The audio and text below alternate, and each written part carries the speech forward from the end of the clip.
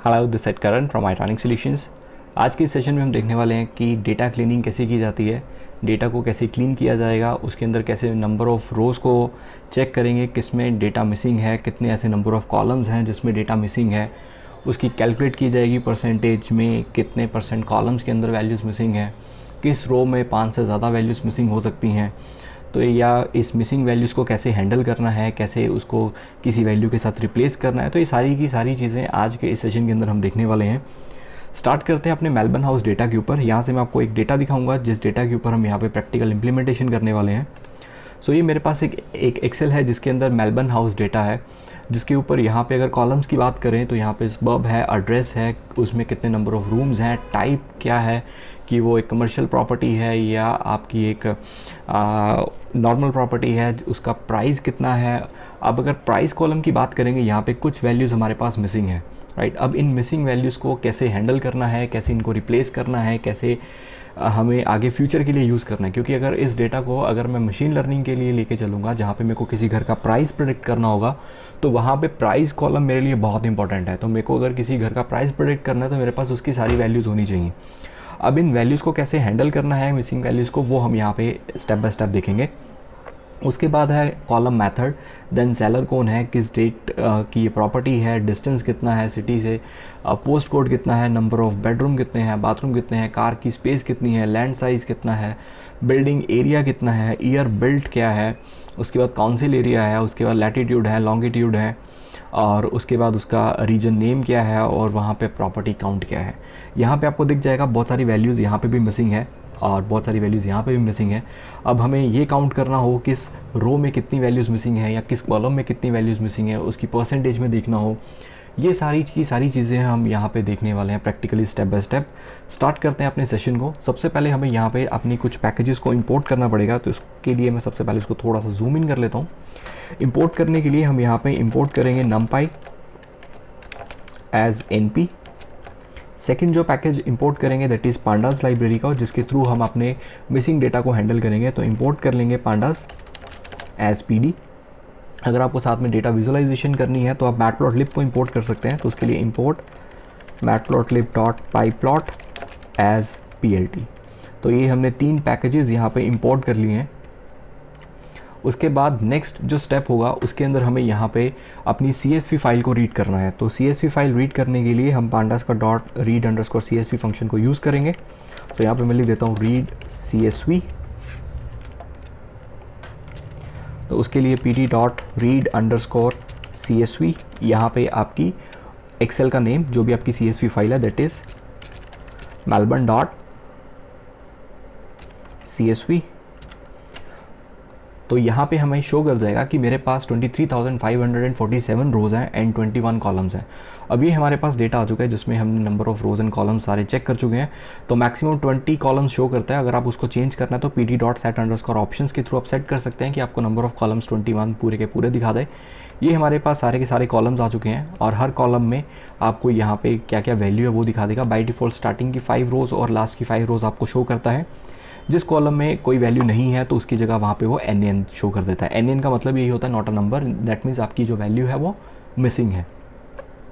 तो 23,547 रोज़ and 21 columns हैं। इसको मैं किसी भी वेरिएबल के अंदर स्टोर कर लेता हूँ। लेट्स से ये मेरा एक डेटा है, तो इसको मैं एक डेटा नाम के वेरिएबल के अंदर स्टोर कर देता हूँ। तो ये हमने पूरे का पूरा डेटा यहाँ पे रीड कर लिया। डेटा हमारे पास आ चुका है। अब इस डेटा को इंस्पेक्ट करते हैं, इसकी शेप क्या है। शेप चेक करने के लिए आप यहाँ पे data.shape फंक्शन को यूज़ कर सकते हो। आपको दिखा देगा कि इसमें नंबर ऑफ़ रोज़ कितनी है और नंबर ऑफ़ कॉलम्स कितने हैं। 21 कॉलम्स हैं, 23,547 रोज़ हैं। उसके बाद मेन जो है वो है data.info, जिसके थ्रू आपको पूरी की पूरी डिटेल पता लग जाएगी आपके पास कितने कॉलम्स हैं, हर कॉलम की क्या डेटा टाइप है। जैसे सबब है, एड्रेस है, ये एक स्ट्रिंग है, इसके अंदर वैल्यूज़ एड्रेस जो है एक स्ट्रिंग है, तो उसकी जो डेटा टाइप दिखाता है वो ऑब्जेक्ट डेटा टाइप दिखाता है। उसके बाद जैसे रूम्स हैं, रूम्स में वैल्यूज़ जो पड़ी हैं वो इंटीजर में पड़ी हैं, प्राइस जो है वो फ्लोट में पड़ा है।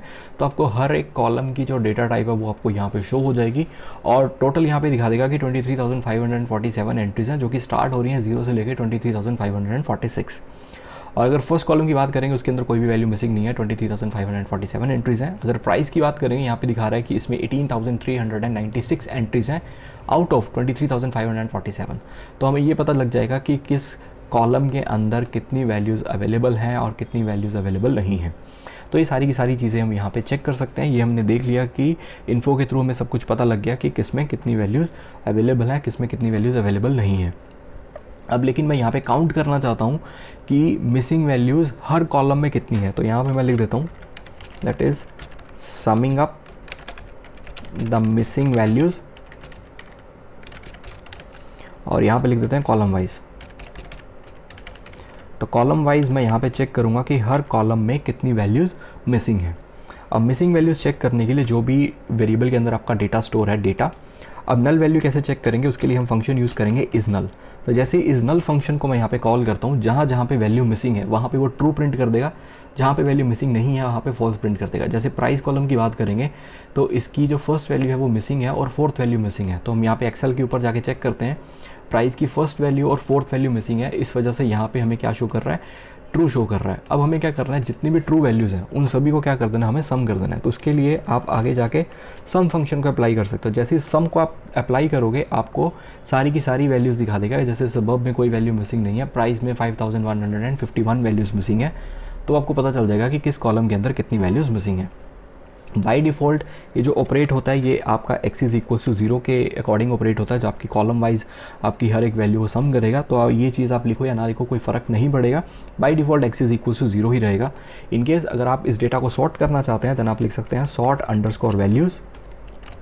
उसके बाद इसको आप रन कर दीजिए। जैसे इसको रन कर देंगे ये आपका असेंडिंग ऑर्डर में डेटा सॉर्ट कर देगा। जैसे post code, property count, distance है, इसमें एक एक वैल्यू ही मिसिंग है, राइट। लेकिन अगर बाकी की चीज़ें देखेंगे उसमें बहुत सारी वैल्यूज़ मिसिंग है। अब हमें मेन डेटा क्लीनिंग के अंदर क्या करना होता है, इन सभी वैल्यूज़ को 0 0 0 0 पे लेके आना होता है। अब इसको 0 कैसे लेके आएंगे वो हम स्टेप बाय स्टेप देखते चले जाएंगे। इसको अगर डिसेंडिंग ऑर्डर में करना है तो यहाँ पे हमें लिखना पड़ेगा असेंडिंग इक्वल्स टू फॉल्स। तो जैसे ही असेंडिंग इक्वल्स टू फॉल्स कर देंगे डेटा हमारा डिसेंडिंग ऑर्डर में शो कर जाएगा। तो हमने चेक कर लिया कि हर एक कॉलम में मिसिंग वैल्यूज़ कैसे चेक करनी है और कितनी वैल्यूज़ मिसिंग है। सबसे ज़्यादा जो मिसिंग वैल्यूज़ हैं वो बिल्डिंग एरिया और ईयर बिल्ड के अंदर है, सबसे ज़्यादा हाईएस्ट मिसिंग वैल्यूज़ इसी के अंदर है। अब इसके बाद अगर मेरे को चेक करना हो कि summing up the missing values row wise, अब इसी को अगर मेरे को रो वाइज चेक करना हो कि हर रो में कितनी वैल्यूज़ मिसिंग है वो अगर देखना हो तो वो कैसे करेंगे। So summing up the missing values, यहाँ पे लिख देते हैं रो वाइज। अब बाकी सब सेम एज इट इज़ रहेगा। इसको मैं एज इट इज़ कॉपी कर लेता हूँ, यहाँ पे पेस्ट कर देते हैं। तो जहाँ पे हमने x इज इक्वल टू 0 लिखा था वहाँ पे x इज इक्वल टू 1 कर देंगे। 0 आपका कॉलम वाइज चलेगा और 1 जो है वो आपका रो वाइज चलेगा। तो ये दिखा देगा डिसेंडिंग ऑर्डर में किस रो में सबसे ज़्यादा वैल्यूज़ मिसिंग है। तो इसको रन करते हैं। तो जैसे इसको हमने रन किया यहाँ पे हमें दिखा दिया कि 18,523 जो रो है उसमें 13 वैल्यूज़ मिसिंग है। मतलब ये एक ऐसी रो है जिसमें सबसे ज़्यादा वैल्यूज़ मिसिंग है। उसके बाद 17,100 जो रो है उसमें 10 वैल्यू मिसिंग है ऐसी। उसके बाद 10 10 10 ये उसने वैल्यूज़ हमें यहाँ पे शो कर दी। अब मेरे को अगर टॉप 10 देखनी हो तो आप यहाँ पे हेड फंक्शन को यूज़ कर सकते हैं। हेड के अंदर आप पास कर दो 10, तो स्टार्टिंग की 10 रोज़ दिखा देगा जिसके अंदर आपको पता चल जाएगा किस रो के अंदर टॉप 10 जो रोज़ हैं वो आपकी ये हैं जिसके अंदर 10 वैल्यूज़ मिसिंग है। और सबसे हाईएस्ट वैल्यू 13 वैल्यूज़ मिसिंग है जो कि 18,523 वाली रो है। अब मेरे को ये चेक करना है column having at least 1 missing value. ऐसा कोई कॉलम जिसके अंदर एटलीस्ट एक वैल्यू तो मिसिंग होनी ही चाहिए, वो हम कैसे चेक करेंगे। तो वो हम चेक करते हैं यहाँ पे columns having at least 1 missing value. अब इसको चेक करने के लिए हम यहाँ पे जो हमने पहले अप्लाई किया था that is data dot is null, जिसके थ्रू हमें उसने ट्रू और फॉल्स में दिखा दिया था। उसके बाद हमने सम फंक्शन को अप्लाई किया था, उसने कॉलम वाइज हमें सम करके दे दिया था। अब हमें ये देखना है कि column having at least 1 missing value. तो हम क्या करते हैं, अगर ग्रेटर देन 0 है हमें सिर्फ वही शो करो। तो ग्रेटर देन 0 शो करने के बाद हमें यहाँ पे ये शो हो गया कि जहाँ जहाँ पे ट्रू आ रहा है मतलब वो हमें पता लग गया कि वो ऐसे कॉलम्स हैं जिसमें आपकी एटलीस्ट एक वैल्यू मिसिंग है। या तो आप ये यूज़ कर सकते हैं। दूसरा अगर मैं आपको मेथड बताऊँ, आपके हमारे पास एक और फंक्शन होता है that is data dot is null. यहाँ पे ट्रू और फॉल्स में आ गया। इसके बाद आपको एक फंक्शन अप्लाई करना है डॉट एनी।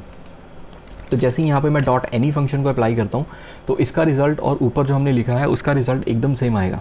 तो आप ग्रेटर दैन 0 अगर नहीं लिखना चाहते, सम अप्लाई नहीं करना चाहते, तो आप एनी फंक्शन को यूज़ कर सकते हैं। एनी का मतलब भी यही होता है कि ये देखेगा ग्रेटर दैन 0 ऐसी कौन सी हैं।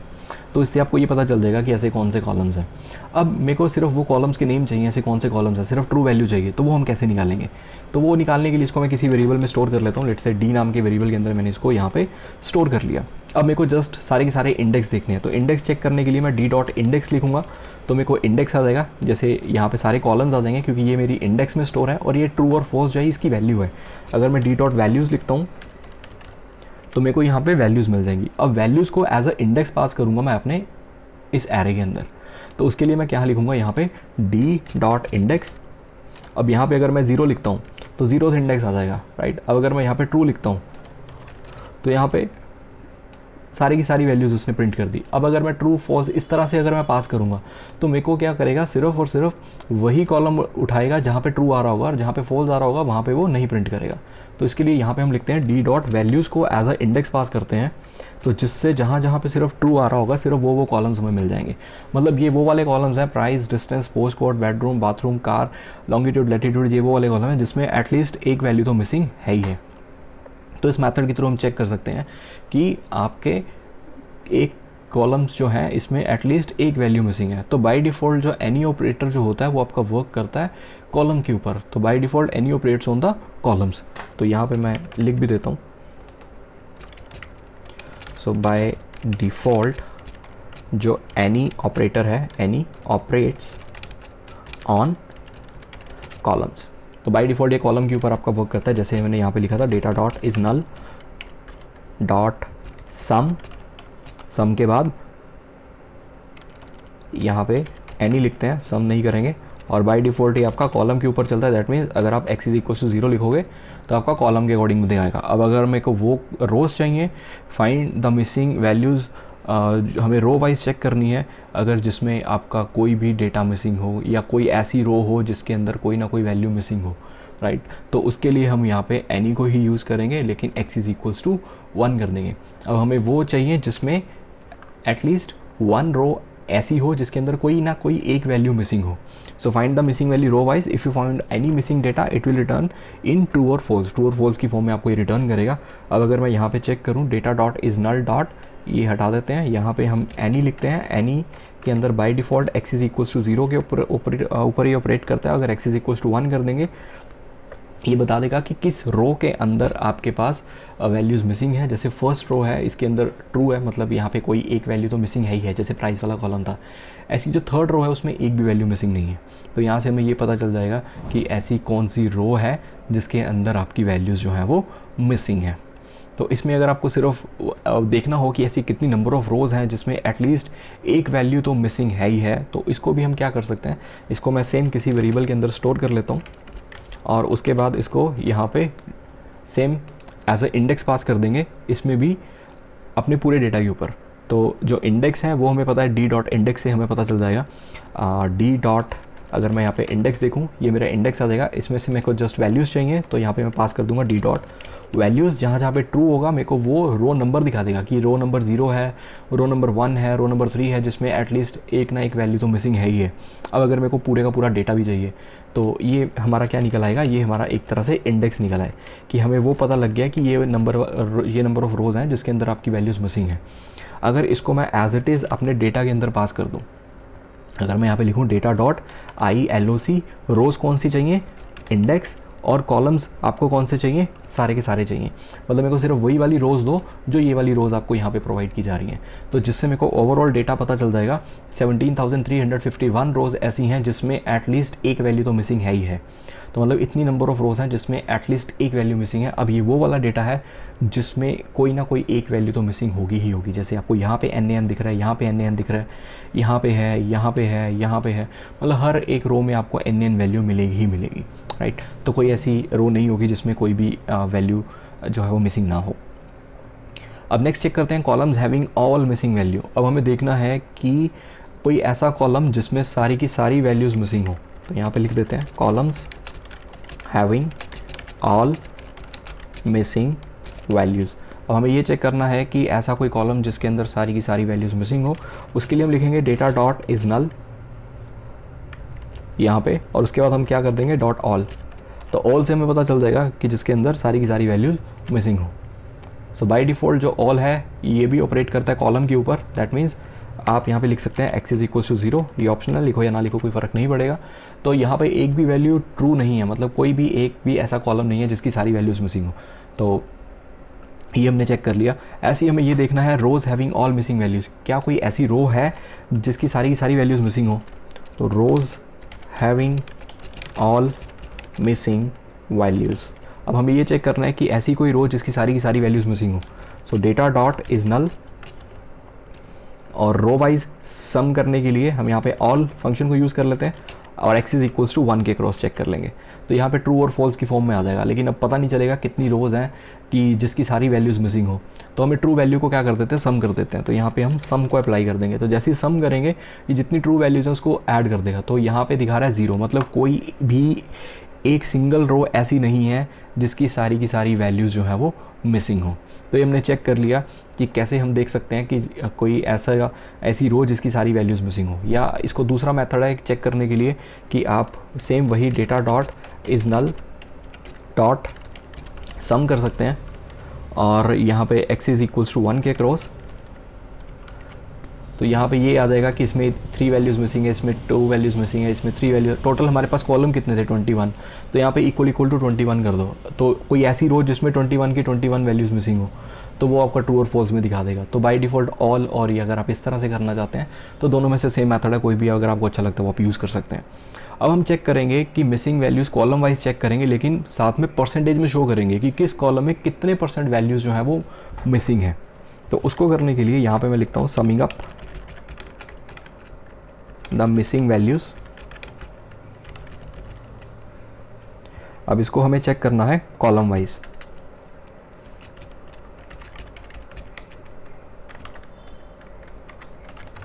सो कॉलम वाइज तो चेक करेंगे, लेकिन कॉलम वाइज चेक करने के साथ साथ हमें यहाँ पे कैलकुलेट करना है इन परसेंटेज। सो इसको परसेंटेज में भी कैलकुलेट करेंगे कि कितने % वैल्यूज़ मिसिंग है, और इसको राउंड ऑफ करेंगे अप टू 2 डेसिमल प्लेसेस में, राइट। सो यहाँ पे चेक करते हैं data dot is null dot sum. By default ये कॉलम के ऊपर ही ऑपरेट होता है, ये हमें पता लग गया। अब देखना है कि ये कितने % वैल्यूज़ मिसिंग है। तो इसको पहले सॉर्ट कर लेते हैं। सॉर्ट करने के लिए सॉर्ट अंडरस्कोर वैल्यूज़, और डिसेंडिंग ऑर्डर में करने के लिए असेंडिंग इक्वल्स टू फॉल्स। अब यहाँ पे इसको रन करते हैं तो ये हमारा इस तरह से डेटा आ जाएगा, मतलब 13,000 या 12,000 वैल्यूज़ मिसिंग है बिल्डिंग एरिया और ईयर बिल्ट में। इसको अगर डिवाइड कर देंगे हम अपने लेंथ ऑफ डेटा के साथ, जितनी हमारी लेंथ है अपने डेटा की, तो हमें पता चल जाएगा कि किस में कितनी % वैल्यूज़ मिसिंग है। तो इसमें 0.57 दिखा रहा है, मतलब इसको मल्टीप्लाई करना पड़ेगा 100 के साथ, तब हमें एग्जैक्ट परसेंटेज में पता लग जाएगा कि 57% वैल्यूज़ मिसिंग हैं हमारी बिल्डिंग एरिया में, और 50% वैल्यूज़ मिसिंग है हमारी ईयर बिल्ट के अंदर। अब हमें क्या करना है, इसको राउंड ऑफ करना है अप टू 2 डेसिमल प्लेसेस। मेरे को 57.45 चाहिए, तो वो राउंड ऑफ करने के लिए हमारे पास एक फंक्शन होता है राउंड। जैसे ये मेरा राउंड फंक्शन है, इसके ऊपर अगर मैं कोई वैल्यू लिखता हूँ 56 पॉइंट समथिंग, ये मेरी वैल्यू है। इसको अप टू कितने डेसिमल प्लेसेस चाहिए, अप टू 2 डेसिमल प्लेसेस चाहिए। तो इसको अगर मैं रन करूँगा ये 56.68 दिखा देगा। अगर इसको मेरे को अप टू 3 डेसिमल प्लेसेस चाहिए तो अप टू 3 डेसिमल प्लेसेस दिखा देगा। तो मेरे को इसको अप टू 2 डेसिमल प्लेसेस चाहिए, तो ये आ गया। अब यहाँ पे मेरे को क्या करना पड़ेगा, ये सारी वैल्यूज़ पास करनी पड़ेंगी। तो ये वैल्यूज़ कहाँ से आ रही हैं, ये इन सभी से। तो इसको कॉपी कर लेते हैं और वैल्यू की जगह इसको पेस्ट कर देते हैं। तो यहाँ पे जो भी मेरे को डेटा मिलेगा अभी अप टू 2 डेसिमल प्लेसेस मेरे को मिलेगा। तो यहाँ पे building area, year built, council area, land size, ये हमें सब कुछ पता लग गया। 57%, 50%, मतलब 2 कॉलम्स ऐसे हैं जिसमें मोर देन 50% वैल्यूज़ जो है वो मिसिंग है। अब हमें क्या करना है, यहाँ पे remove the 3 columns where the maximum null percentage value. अब ये जो 3 कॉलम्स ऐसे हैं 57, 50 और 33, इनमें सबसे ज़्यादा वैल्यूज़ मिसिंग है। तो अगर इनमें सबसे ज़्यादा वैल्यू मिसिंग है, ये कॉलम हमारे किसी काम के नहीं है, क्योंकि इसके ऊपर ना ही आप डेटा को एनालाइज कर पाओगे, ना ही आप डेटा के ऊपर कुछ ढंग से प्रेडिक्शन कर पाओगे। सो इट्स बेटर कि अगर हम इन कॉलम्स को रिमूव कर दें। तो यहाँ पे नेक्स्ट स्टेप हमारा क्या होगा, removing the 3 columns where the maximum null value percentage. तो जहाँ पे हमें सबसे ज़्यादा नल वैल्यूज़ मिल रही हैं, ऐसे वो 3 कॉलम्स हटाने हैं जिसमें सबसे हाईएस्ट वैल्यूज़ जो है वो मिसिंग है। अब वो ऐसे 3 कॉलम्स हमें कैसे मिलेंगे, जैसे आधा तो हमने यहाँ पे ऑलरेडी सॉल्व कर लिया हुआ है, इसको यहाँ पे पेस्ट कर देते हैं और यहाँ से राउंड ऑफ हटा देते हैं, इसकी ज़रूरत नहीं है। सो ये हमारा यहाँ तक था कि जिसमें हमारे पास ये कॉलम्स थे जिसमें सबसे हाईएस्ट वैल्यूज़ जो थी वो हमारे पास मिसिंग थी। और इसको भी अगर हम लेंथ ऑफ डिवाइड नहीं करते डेटा के साथ, तब भी कोई प्रॉब्लम नहीं है। तो हमारे पास ये पता चल जाएगा कि डेटा को सॉर्ट कर लिया, सॉर्ट करने के बाद असेंडिंग इक्वल्स टू फॉल्स कर दिया। ये 3 कॉलम है जिसमें सबसे हाईएस्ट वैल्यूज़ मिसिंग है। तो हम यहाँ पे हेड फंक्शन को यूज़ कर सकते हैं और इसमें 3 पास कर सकते हैं ताकि हमें खुद लिखना ना पड़े और हमारे पास वो 3 कॉलम्स निकल आए जिसमें सबसे हाईएस्ट वैल्यूज़ मिसिंग है। और इसकी भी हमें क्या चाहिए, इंडेक्स चाहिए। इंडेक्स लिखेंगे, ये हमारा इंडेक्स में आ जाएगा। इसको एरे में कन्वर्ट करना है तो इसके आगे फिर से आपको क्या लिखना पड़ेगा, वैल्यूज़। तो इसके आगे अगर वैल्यूज़ लिखेंगे ये नमपाई एरे के अंदर कन्वर्ट हो जाएगा हमारे पास। अब ये हमारे पास आ गए कॉलम्स। ये कॉलम्स को हमें क्या करना है, रिमूव करना है। ये 3 कॉलम्स हैं जिसमें सबसे हाईएस्ट वैल्यूज़ जो है वो मिसिंग है। अब इनको रिमूव करने के लिए हम यहाँ पे लिखेंगे डेटा डॉट ड्रॉप, क्योंकि हमारे डेटा वेरिएबल के अंदर हमारे पास सारे के सारे कॉलम्स पड़े हैं। पूरा ओरिजिनल डेटा हमारा डेटा वेरिएबल के अंदर पड़ा है। कौन से कॉलम आपको रिमूव करने हैं तो वो हमने इस कॉल नाम के वेरिएबल के अंदर स्टोर कर लिए। और x इज इक्वल्स टू 1 0 जो भी आप लिखते हैं कॉलम के अकॉर्डिंग, या आप ये भी लिख सकते हैं x is equals two columns या रोज़। तो हमें कॉलम्स वो रिमूव करने हैं तो x इज इक्वल्स टू मैंने कॉलम्स लिख दिया और इसको ओरिजिनल अपने डेटा के साथ मैं यहाँ पे अपडेट कर दूंगा ताकि मेरे वो 3 कॉलम्स अब रिमूव हो जाएंगे। पहले 21 थे, अब कितने हो गए, 18 कॉलम्स। मतलब वो 3 columns building area, year built और काउंसिल एरिया अब यहाँ पे आपको नहीं दिखेंगे, वो हमने यहाँ पे रिमूव कर लिए हैं। अब नेक्स्ट अगर हम चेक करें राउंड ऑफ करके कि अब हमारे पास डेटा जो है वो कितने % अवेलेबल है, तो इसी को मैं एज इट इज़ कॉपी कर रहा हूँ और नीचे जाके हम यहाँ पे शो करते हैं कि अब हमारे पास डेटा कितने % अवेलेबल है। अब वो हमने डेटा पूरा रिमूव कर दिया। अब काफ़ी कुछ डेटा हमारा क्लीन हो चुका है। यहाँ पे लैंड साइज़ है, प्राइस है, कार है, बाथरूम है, बेडरूम है, लॉन्गिट्यूड है, लैटिट्यूड है। अब ये वो कॉलम्स हैं जिसको मैं रिमूव नहीं कर सकता, क्योंकि अगर मेरे को किसी घर का प्राइस प्रेडिक्ट करना है तो मेरे को बताना पड़ेगा कि लैंड साइज़ कितना है। तो अगर मेरे को ये देखना है मेरे को घर का प्राइस प्रेडिक्ट करना तो मेरे को उसको लैंड साइज़ बताना पड़ेगा। अब अगर मैं लैंड साइज़ बताता हूँ कि अगर मेरे घर का land size 100 square feet area है तो लेट्स से उसका प्राइस 50 लाख है। अगर 200 स्क्वायर फीट एरिया तो प्राइस 80 लाख है। तो मैंने उसको 2 चीज़ें बताई, 100 स्क्वायर फीट और 200 स्क्वायर फीट के लिए। अब मैं उसको पूछूँ, अब बता कि अगर मेरे घर का प्राइस एरिया अगर जो है वो 150 स्क्वायर फीट हो, अब उसका प्राइस कितना होगा। तो ये सारी हमारी मशीन लर्निंग के अंदर आगे जाके हम उसको देखेंगे कैसे हम रिग्रेशन एल्गोरिदम यूज़ करके किसी घर का प्राइस प्रेडिक्ट करेंगे। लेकिन सिर्फ लैंड साइज़ के ऊपर जो है वो प्राइस वेरी नहीं करता, उसमें कार पार्किंग स्पेस है या नहीं है तो कितनी है, कितने बेडरूम है, कितने बाथरूम है। तो बहुत सारे ऐसे फीचर्स हैं जो मैटर करते हैं आपके किसी घर को प्राइस को प्रेडिक्ट करने के लिए। तो ये कॉलम्स हम रिमूव नहीं करेंगे। अब इनको कैसे क्लीन करेंगे वो हम स्टेप बाय स्टेप देखते हैं। अब उसके बाद हम चेक करते हैं, check the rows where you have more than 5 missing values. अब हमें ये चेक करना है कि ऐसी कितनी रोज़ हैं जिसमें 5 से ज़्यादा वैल्यूज़ मिसिंग है। तो उसको मैं यहाँ पे लिख देता हूँ, check the rows where you have more than 5 missing values. तो हमें ये देखना है ऐसी कितनी रोज़ हैं जिसमें 5 से ज़्यादा वैल्यूज़ जो हैं वो मिसिंग है। तो उसके लिए हम यहाँ पे डेटा डॉट इज़ नल और हमें रो वाइज चेक करना है तो हम यहाँ पे सम फंक्शन यूज़ करेंगे along x is equals to 1 के अकॉर्डिंग, क्योंकि हमें रो वाइज चेक करना है। तो अब हमें क्या करना है कि हमें वो बताओ जिसमें 5 से ज़्यादा वैल्यूज़ मिसिंग है। तो check the rows where you have more than 5 missing values, तो ग्रेटर देन 5 कर लेते हैं तो ट्रू और फॉल्स में आ जाएगा। अब इसको एज इट इज़ ट्रू को अपने एज अ इंडेक्स में पास कर देंगे तो जिससे हमें वो डेटा मिल जाएगा जिसमें 5 से ज़्यादा वैल्यूज़ मिसिंग होंगी। तो कितनी रोज़ हैं, 4278 रोज़ ऐसी हैं जिसमें 5 से ज़्यादा वैल्यूज़ मिसिंग हैं।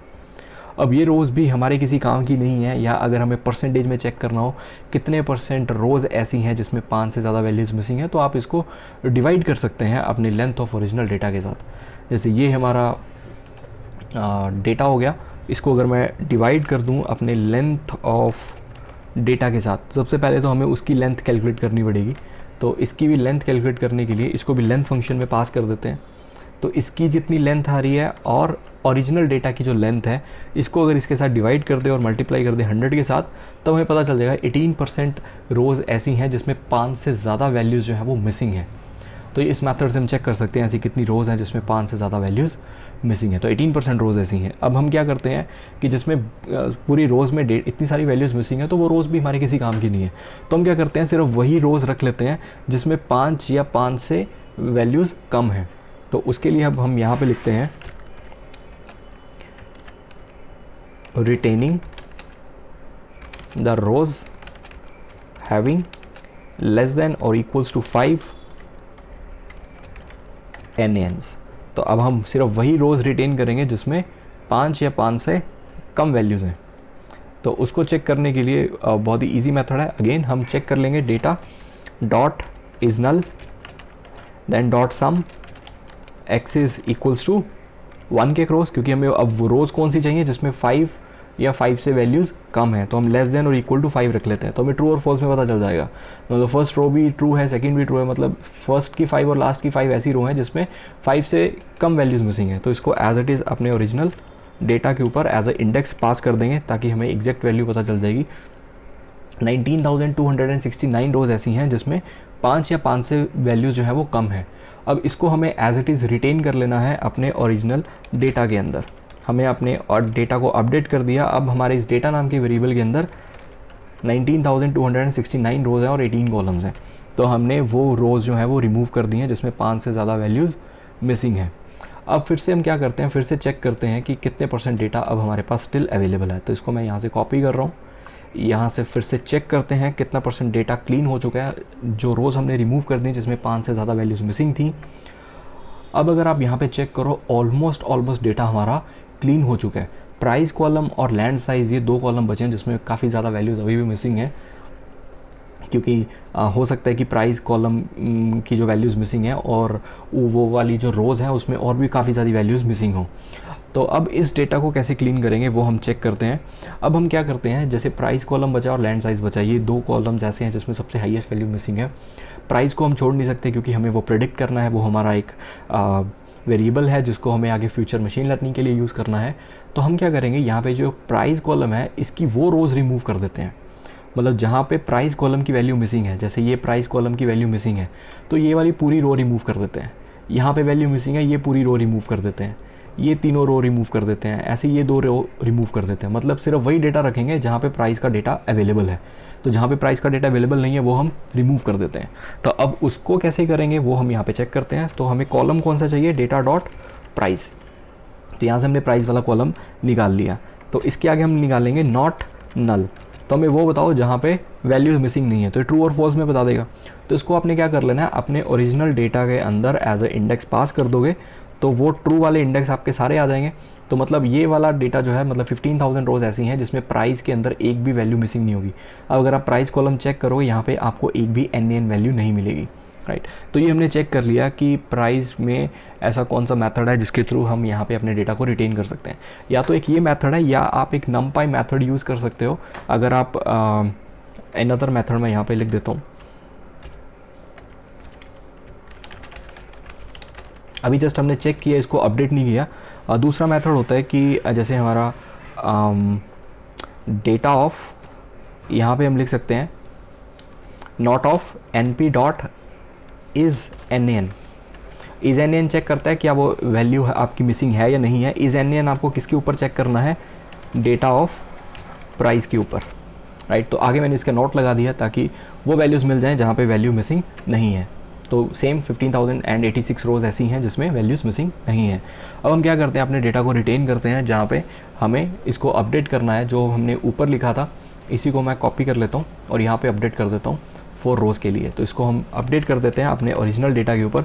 दोनों में से आपको जो भी मेथड अच्छा लगे वो आप यूज़ कर सकते हो, बट ये मेथड मेरे को सबसे अच्छा लगता है, numpy को मैं यूज़ नहीं करता हूँ। और ये हमने यहाँ पे जो प्राइस वाला कॉलम है वो हमने पूरे का पूरा क्लीन कर लिया। अब इसको अगर मैं यहाँ पे वापस से ऊपर अगर मैं इसको कॉपी करूँ, यहाँ पे चेक करेंगे प्राइस जो पहले 21% वैल्यूज़ मिसिंग दिखा रहा था अब ये 0 हो चुका होगा। अब यहाँ पे प्राइस कॉलम ये रहा हमारा, तो हमारा वो प्राइस कॉलम क्या हो चुका है, 0 हो चुका है। अब जैसे ही हमने प्राइस को यहाँ पे किया है, ऐसे ही हम पहले लैंड साइज़ को एक बार डिस्क्राइब करके देखते हैं कि लैंड साइज़ में हमारे पास कितने साइज़ अवेलेबल हैं, किस किस तरह के हैं। तो इसको अगर आप डिस्क्राइब करना चाहते हैं वो आप डिस्क्राइब कर सकते हैं यहाँ पे, जैसे डेटा ऑफ लैंड साइज़। और इसको अगर मैं यहाँ पे डिस्क्राइब करूँ तो यहाँ पे मेरे को टोटल कितनी वैल्यूज़ हैं, 13,603। इसका जो मीन है वो 558 आ रहा है, स्टैंडर्ड डिवीजन पता लग गई। मिनिमम वैल्यू 0 है, मैक्सिमम वैल्यू मेरे पास ये आ रही है। और 25% डेटा के ऊपर 176 वैल्यू पड़ी है। जब हाफ डेटा के ऊपर पहुंच चुके हैं वहाँ पे लैंड साइज़ इतना बड़ा है। जब हम थोड़े डेटा को आगे मूव कर रहे हैं, 75% डेटा के ऊपर पहुंच चुके हैं, वहाँ पे वैल्यू 651 बड़ी है। सो यहाँ पे हर एक वैल्यू चेंज पड़ी है, इसको हम किसी वैल्यू के साथ रिप्लेस भी नहीं कर सकते। तो इट्स बेटर कि अगर जैसे हमने प्राइस कॉलम की रोज़ रिमूव करी थी जहाँ पे वैल्यूज़ मिसिंग थी, ऐसी लैंड साइज़ की जहाँ पे वैल्यू मिसिंग है उसको भी हम रिमूव कर देंगे। तो यहाँ पे data of land size, data of land size यहाँ पे नॉट नल कर देंगे, तो मेरे को वो वैल्यूज़ दिखाओ जहाँ पे लैंड साइज़ की वैल्यू मिसिंग नहीं है। तो इसको एज इट इज़ पास कर देंगे अपने ओरिजिनल डेटा के ऊपर एज अ इंडेक्स। अब 13,603 रोज़ बची हैं जिसके अंदर लैंड साइज़ के ऊपर एक भी वैल्यू मिसिंग नहीं है। तो पहले हमने क्या कर लिया, प्राइस को कर लिया, अब हमने क्या कर लिया, लैंड साइज़ को कर लिया, क्योंकि लैंड साइज़ के अकॉर्डिंग ही हमें पता चलेगा कि घर का प्राइस कितना है। फिर से हमने इसको अपने ओरिजिनल डेटा के ऊपर अपडेट कर दिया। अब अगर फिर से यहाँ पे चेक करते हैं कि अब हमारे पास कितने % वैल्यूज़ मिसिंग है, उसको चेक करने के लिए इसको दोबारा से रन कर रहा हूँ। जैसे कि हमने लैंड साइज़ वाला कॉलम जो है वो रिमूव किया, उसकी सारी रोज़ रिमूव कर दी जहाँ पे वैल्यूज़ मिसिंग थी, तो हमारा ऑलमोस्ट डेटा क्लीन हो गया। अब हमारे पास कार, लॉन्गिट्यूड, लैटिट्यूड और बाथरूम, ये 4 कॉलम्स बचे हैं जिसमें कुछ कुछ वैल्यूज़ मिसिंग हैं। अब इसको पहले इंस्पेक्ट करेंगे, एक बार चेक करते हैं कि यहाँ पे कौन कौन सी कार की को डिस्क्राइब करके देखेंगे, लॉन्गिट्यूड लैटिट्यूड को डिस्क्राइब करके देखेंगे, बाथरूम को डिस्क्राइब कर देंगे। अब इसकी हम वैल्यूज़ को रिमूव नहीं करेंगे, इसकी जो मिसिंग वैल्यूज़ है उसको किसी डिफरेंट वैल्यू के साथ इम्प्यूट कर देंगे। सबसे पहले डिस्क्राइब करके देखते हैं लैटिट्यूड एंड लॉन्गिट्यूड को। तो यहाँ पे मैं लिख देता हूँ describe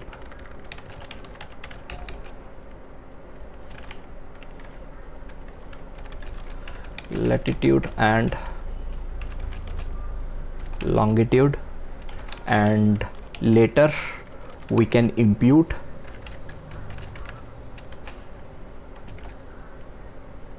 the values by mean। तो उसके बाद हम क्या कर देंगे, उसको मीन के साथ रिप्लेस कर देंगे, इम्प्यूट कर देंगे। तो सबसे पहले इसको लॉन्गिट्यूड और लैटिट्यूड को डिस्क्राइब करके देखते हैं। So that is data dot ILOC, या हम LOC मेथड को यूज़ कर लेते हैं। इसके अंदर रोज़ हमें सारी चाहिए और कॉलम्स हमें कौन कौन से चाहिए, एक तो हमें चाहिए लॉन्गिट्यूड और एक हमें चाहिए लैटिट्यूड। सो यहाँ पे आप कॉलम्स में लिख सकते हैं, और एक हमें लैटिट्यूड चाहिए, तो इस कॉलम को भी आप यहाँ पे लिख सकते हैं और यहाँ पे कॉमा डाल देते हैं। तो ये 2 कॉलम हमारे पास आ चुके हैं। अब इसको यहाँ पे डिस्क्राइब करके देखते हैं इन दोनों कॉलम्स को। अब डिस्क्राइब करने के बाद आप यहाँ पे ऑलमोस्ट चेक कर सकते हैं, इसका जो मीन है वो -37 है और इसका जो मीन 144 है, और इसकी मैक्सिमम वैल्यू भी -37.4 आ रही है, यहाँ मीन इसका -37.8 आ रहा है, और इसका जो मैक्सिमम वैल्यू 145 है। मतलब जो वैल्यूज़ हैं वो 37 से लेके यहाँ पे मैक्सिमम या मिनिमम 38 या यहाँ तक ही जा रही है, इसके ऊपर नहीं जा रही। ये भी 144 और 145 के बीच में रह रही है। तो हम क्या कर सकते हैं, इसकी जो मिसिंग वैल्यू है, जो लॉन्गिट्यूड और लैटिट्यूड की मिसिंग वैल्यूज़ हैं, उसको हम रिप्लेस कर देते हैं इसकी मीन वैल्यू के साथ। लैटिट्यूड की जो मिसिंग वैल्यूज़ हैं उसको रिप्लेस कर देते हैं इसकी मीन वैल्यू के साथ, और जो लॉन्गिट्यूड की मिसिंग वैल्यूज़ हैं उसको रिप्लेस कर देते हैं उसकी मिसिंग वैल्यू के साथ। अब मीन कैसे निकलेगा, डेटा ऑफ, फॉर एग्जांपल अगर मैं यहाँ पे लैटिट्यूड को कॉपी करता हूँ और अगर मेरे को इसका मीन चाहिए तो मैं डॉट मीन फंक्शन को कॉल कर दूंगा तो इसका मीन निकल आएगा। तो मतलब जहाँ पे मिसिंग वैल्यूज़ हैं लैटिट्यूड की, उसको मेरे को रिप्लेस कर देना है उसकी मीन वैल्यू के साथ। तो उसको कैसे रिप्लेस करेंगे, डेटा डॉट LOC, किस कॉलम की मिसिंग वैल्यू को रिप्लेस करना है, रोज़ सारी चाहिए और कॉलम हमें कौन सा चाहिए, लैटिट्यूड, और इसकी जो मिसिंग वैल्यूज़ हैं फिल करना है इसकी NA वैल्यू को, मिसिंग वैल्यू को किसके साथ आपको फिल करना है, मीन के साथ। तो ये मैं यहाँ पे पेस्ट करता हूँ और यहीं पे डेटा को अपडेट भी कर दो। उसके लिए आप क्या लिख सकते हो, in place equals to true. Otherwise हम क्या करते थे, यहाँ पे डेटा वेरिएबल के अंदर कॉपी करते थे, असाइन करते थे, फिर डेटा को नीचे प्रिंट करते थे। अगर आप in place equal to true कर देते हो ये उसी में अपडेट कर देगा। ये हमने क्या कर दिया, यहाँ पे लैटिट्यूड वाले को रिप्लेस कर दिया। तो लैटिट्यूड की जो जितनी भी मिसिंग वैल्यूज़ थी उसको रिप्लेस कर दिया मीन के साथ। अब जैसे ही हमने लैटिट्यूड किया है वैसे ही आगे हम यहाँ पे लॉन्गिट्यूड को कर देंगे। तो जस्ट मेरे को कॉलम यहाँ पे चेंज करना है और यहाँ पे भी कॉलम को चेंज करना है। अब इन दोनों की जो वैल्यूज़ हैं वो इम्प्यूट हो चुकी हैं। अब अगर मैं यहाँ पे चेक करूँ तो यहाँ पे मेरे पास ये जो इनकी वैल्यूज़ हैं लॉन्गिट्यूड लैटिट्यूड की, ये 0 हो चुकी होंगी। सो लॉन्गिट्यूड एंड लैटिट्यूड जो है ये मेरे पास 0 0 आ चुके हैं, एक भी वैल्यू मिसिंग नहीं है। अब 2 कॉलम बचे हैं, कार और बाथरूम। अब इनको कैसे रिप्लेस करना है वो चेक करते हैं। और सबसे पहले हम यहाँ पे बाथरूम और कार को डिस्क्राइब करते हैं। उसको डिस्क्राइब करने के लिए सेम मेथड हम यूज़ करेंगे, डेटा डॉट LOC, रोज़ सारी चाहिए, कॉलम्स हमें कौन कौन से चाहिए, एक हमें चाहिए बाथरूम कॉलम और दूसरा जो कॉलम है वो हमें चाहिए कार वाला कॉलम। अब इन 2 कॉलम्स को यहाँ पे अगर हम चेक करें, ये दोनों कॉलम्स आ चुके हैं। अब इसको हमें क्या करना है, डिस्क्राइब करना है। डिस्क्राइब करने के लिए यहाँ पे हमें चेक हो जाएगा।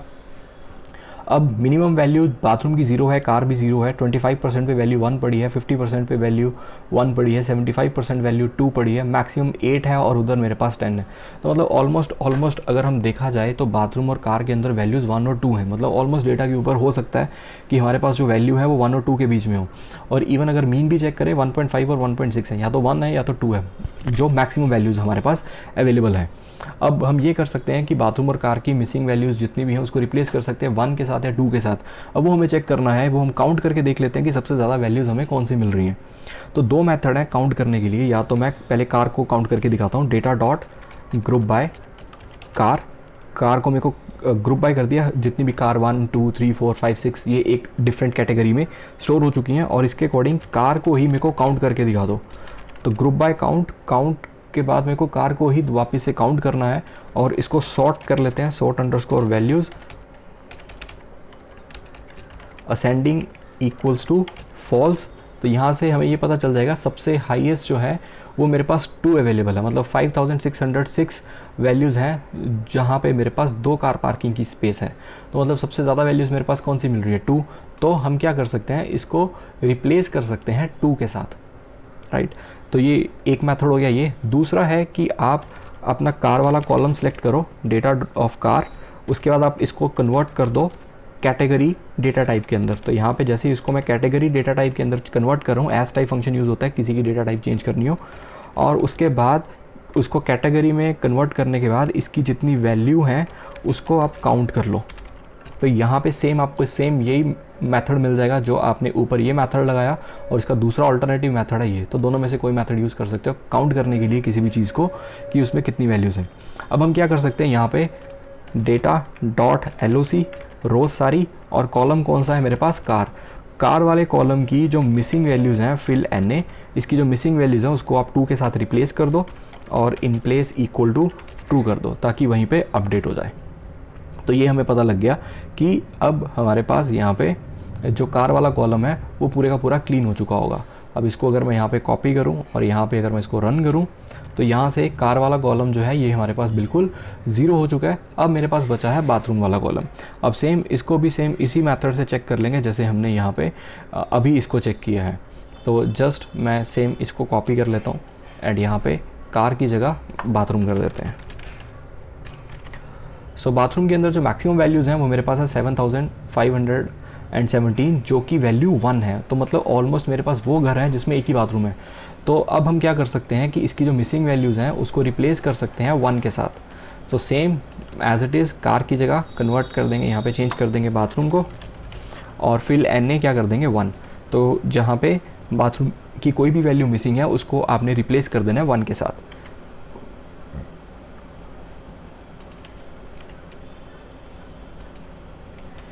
अब फिर से इसको यहाँ से कॉपी करते हैं, यहाँ पे पेस्ट करते हैं। अब हम चेक कर सकते हैं कि हमारे पास एक भी वैल्यू मिसिंग नहीं है, हमारा पूरे का पूरा डेटा जो है वो क्लीन हो चुका है।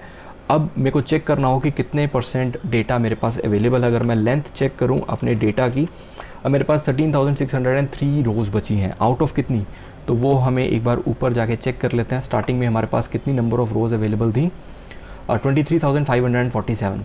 तो एक मेथड हम क्या कर सकते हैं, इसको किसी डिफरेंट वेरिएबल में स्टोर कर लेते हैं। लेट्स इसको मैं स्टोर कर लेता हूँ, ये मेरा ओरिजिनल डेटा है, ताकि नीचे जाके हम उसको चेक कर लेंगे कि अब हमारे पास कितनी रोज़ बची हैं। अब ओरिजिनल डेटा के अंदर मेरे पास कितनी रोज़ बची हैं, 23,547। तो एक बार मैं सारा दोबारा से रन कर लेता हूँ, तो हार्डली इसको सेकंड्स का टाइम लगेगा, पूरे का पूरा ये रन हो जाएगा।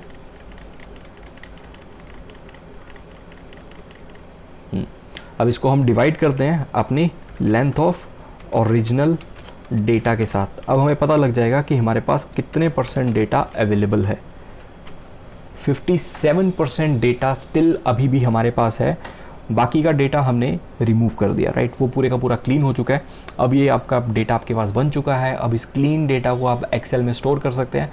अगर मैं अपने data.to_csv फंक्शन को यूज़ करो और वापस से मेरे पास एक नई एक्सेल आ जाएगी जो कि पूरी की पूरी क्लीन होगी। तो ये सारे स्टेप्स थे आपके डेटा को क्लीन करने के लिए, जिसके अंदर सबसे पहले हमने डेटा को रीड किया, CSV फाइल को रीड किया, उसके बाद हमने शेप चेक कर ली, हर कॉलम की डेटा टाइप चेक कर ली, उसके बाद हमने चेक कर लिया कि किस कॉलम में कितनी वैल्यूज़ मिसिंग है, देन किस रो में कितनी वैल्यूज़ मिसिंग है। कॉलम चेक किया जिसमें एटलीस्ट एक वैल्यूज़ मिसिंग हो, वो हमने चेक कर लिया। एनी फंक्शन भी सेम वैसे ही वर्क करता है। फिर हमने चेक कर लिया, रो वाइज चेक कर लिया कि किस रो में कितनी वैल्यूज़ मिसिंग है, और उसके बाद columns having all missing values वो हमने चेक कर लिया कि किस कॉलम में जैसे सारी वैल्यूज़ मिसिंग है वो कैसे चेक करेंगे। Rows having all the missing values, ऐसी कितनी रोज़ हैं, वो एक भी रो ऐसी नहीं थी, 0 थी, वो हमने चेक कर लिया। देन हमने कैलकुलेट कर लिया परसेंटेज के अकॉर्डिंग किस कॉलम में कितने परसेंट वैल्यूज़ मिसिंग है, उसको राउंड ऑफ कर लिया अप टू 2 डेसिमल प्लेसेस के साथ। उसके बाद वो 3 कॉलम्स हमने रिमूव कर दिए जिसमें सबसे हाईएस्ट वैल्यूज़ मिसिंग थी। वो हमने कैसे चेक किया, वो हमने यहाँ पे चेक कर लिया। और उसके बाद फिर से हमने चेक कर लिया कि ऐसी कितनी रोज़ हैं, कितने परसेंट रोज़ हैं जिसमें 5 से ज़्यादा वैल्यूज़ मिसिंग है। तो 18% रोज़ ऐसी थी, तो वो रोज़ भी हमने रिमूव कर दी। तो लेस देन 5 हमने रिटेन कर लिया। उसके बाद हमने लास्ट पे चेक कर लिया कि कैसे प्राइस के कॉलम को या हमें उसकी प्राइस की सारी रोज़ रिमूव कर देनी है जिसमें वैल्यूज़ मिसिंग हैं, वो हमने कर लिया। ऐसी लैंड साइज़ को भी हमने चेक कर लिया। देन हमारे पास उसके बाद बाथरूम अवेलेबल था, लॉन्गिट्यूड था, लैटिट्यूड था। देन हमने लैटिट्यूड और लॉन्गिट्यूड को उसकी मीन वैल्यू के साथ इंप्यूट कर दिया। बाथरूम को हमने चेक कर लिया कि सबसे ज़्यादा जो कार पार्किंग स्पेस थी वो हमारे पास 2 थी और बाथरूम में सबसे जो मैक्सिमम वैल्यू अवेलेबल थी वो 1 थी। तो हमने बाथरूम को 1 के साथ और कार को 2 के साथ उसकी जो मिसिंग वैल्यू थी उसको रिप्लेस कर दिया और एट द एंड हमारा पूरे का पूरा डेटा क्लीन हो गया। तो ये सारे स्टेप्स हैं डेटा को क्लीन करने के लिए।